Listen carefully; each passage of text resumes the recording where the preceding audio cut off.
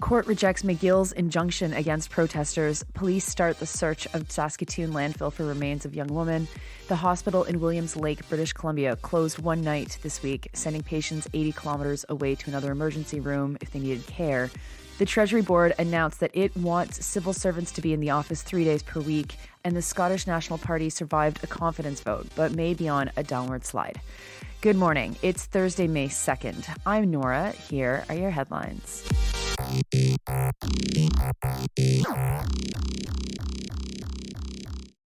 Let's start this morning in Montreal, where a Quebec Superior Court judge has denied McGill's request for a provisional injunction to sweep pro-Palestinian protesters out of their encampment. Anthony Nerestan and Verity Stevenson from CBC report that the case was filed on behalf of two students, Rahiana Adura and Gabriel Medvedovsky, to stop McGill's decision to ban protests within 100 meters of any McGill building. Their injunction named these groups as being targeted: Solidarity for Palestinian Human Rights McGill, Solidarity for Palestinian Human Rights Concordia, Montreal for Palestine, Palestinian Youth Movement Montreal, and Alliance for Palestine Quebec. The judge said that McGill didn't prove that students were blocking access to exams or that they were causing the institution irreparable harm. Justice Chantal Masse wrote that the request for McGill was, quote, too broad and restrictive, unquote. There are 154 buildings on the McGill campus. The judge warned the protesters to not be anti-Semitic. The example of anti-Semitism raised by McGill to justify clearing out the encampments were that students were heard chanting on a video saying that all Zionists are racists and Zionists are terrorists. Statements that are, at this point, pretty objectively true. And telling Israelis to go back to Europe, which would be a reference to the fact that Zionists settled Israel as a colony, and the project has deep roots to Europe from before the Holocaust and then, of course, after the Holocaust as well. Videos of these chants were shared by McGill to demonstrate, quote, unequivocally anti-Semitic behavior, unquote, at the encampment. The article doesn't mention whether or not McGill is opposed to what Israel is doing in Gaza right now.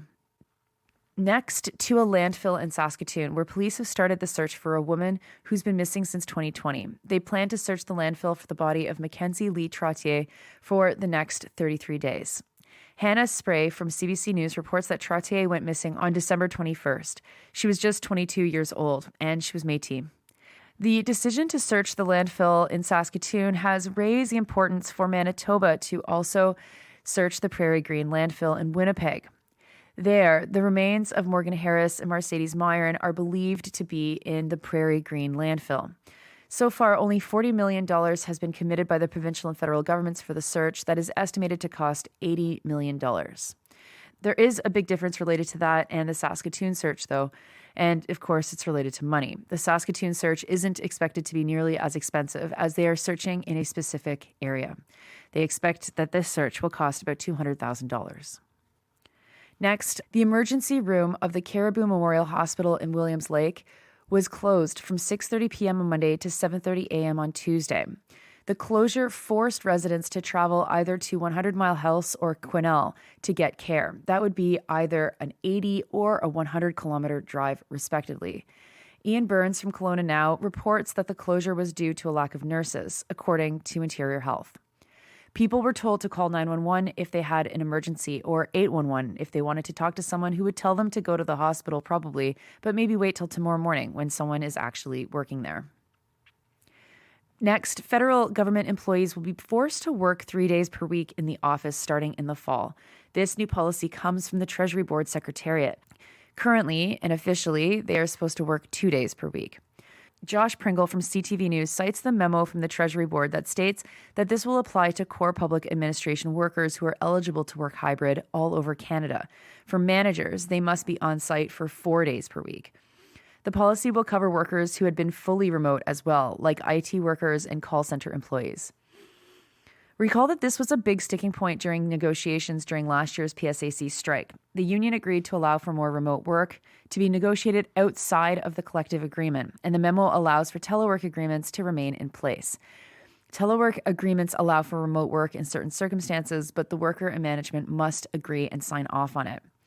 PSAC said that they were not consulted before the Treasury Board released this plan. Employees are supposed to be in the office 40% of the time, but the union says that this isn't being consistently applied or equitably applied. It's also difficult to enforce. Sharon D'Souza, PSAC's National Executive Vice President, said that PSAC will be fighting this plan.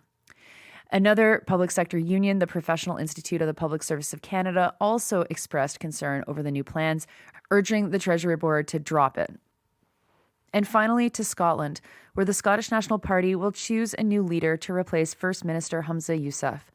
Yousaf announced his plans to resign as First Minister and leader last Monday. The party survived a confidence vote in the aftermath of his decision by a vote of 70 to 58. Yousaf's resignation was triggered by a breakdown in a coalition with the Green Party. The Green Party removed their support for his leadership, but the Greens did not vote against the SNP, allowing the party to choose another leader rather than go straight to election.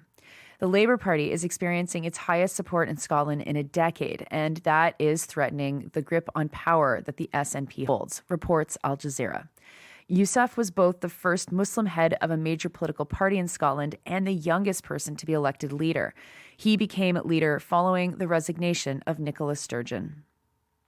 Those are your headlines for Thursday, May 2nd. I'm Nora.